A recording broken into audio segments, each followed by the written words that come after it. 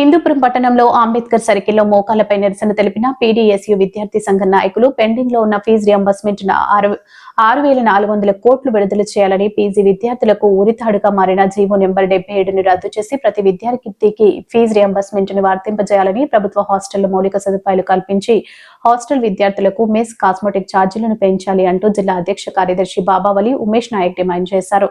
రాష్ట్ర వ్యాప్తంగా నిరసనలో భాగంగా హిందూపురం పట్టణంలో అంబేద్కర్ సర్కిల్లో మోకాళ్లపై నిరసన కార్యక్రమం నిర్వహించారు. ఈ కార్యక్రమంలో జిల్లా అధ్యక్ష కార్యదర్శులు బాబావలి ఉమేష్ నాయక్, జిల్లా సహాయ కార్యదర్శి భగత్ రాజా, జిల్లా కమిటీ సభ్యులు అనుదీప్, నాగేంద్ర, సాయిరాం, జగదీష్, పట్టణ నాయకులు మహేష్, విన్ని, సంతు, గణేష్, అనిల్, బాలాజీ, ఉబేదుల్లా, దివాకర్, మనోజ్, సంతోష్, లిఖిత్, లక్ష్మీపతి, నవతేష్ పాల్గొన్నారు.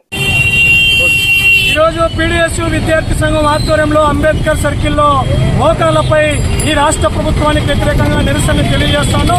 నారా లోకేష్ గారు యువగలం పాదయాత్ర సందర్భంలో విద్యార్థులకు ఇచ్చినటువంటి హామీలను అమలు చేయకుండా నిర్లక్ష్య ధోరణితో ఈరోజు ఈ రాష్ట్ర ప్రభుత్వం వ్యవహరిస్తోంది.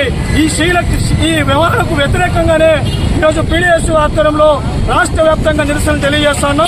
ప్రధానంగా గత ప్రభుత్వం హయాంలో పెండింగ్ లో ఉన్నటువంటి 6,400 కోట్ల రూపాయలు ఫీజు రియంబర్స్మెంట్ ని విడుదల చేయాలి.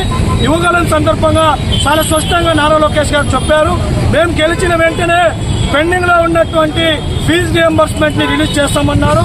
అదేవిధంగా పీజీ చదివే విద్యార్థులకు ఉరితాడుగా మారినటువంటి 77 జీవోను రద్దు చేసి ఉన్నత చదువులు చదివేటువంటి విద్యార్థులందరికీ ఫీజు రియంబర్స్మెంట్ ఇస్తామని చెప్పి ఈ కూటమి ప్రభుత్వం హామీ ఇవ్వలేదా అని చెప్పి మేము అడుగుతున్నాం. నారా లోకేష్ గారు రెడ్ బుక్ లో రాసుకున్నారని చెప్పారు. రెడ్ బుక్ లో ఎందుకు రాసుకున్నారని అమలు చేయట్లేదని చెప్పి మేము ఈరోజు ఈ నారా లోకేష్ గారిని ప్రశ్నిస్తున్నాం. ఇప్పటికైనా ఈ రాష్ట్ర ప్రభుత్వం సంక్షేమ హాస్టల్లో అనేక సమస్యలు నిలయంగా ఉన్నాయి.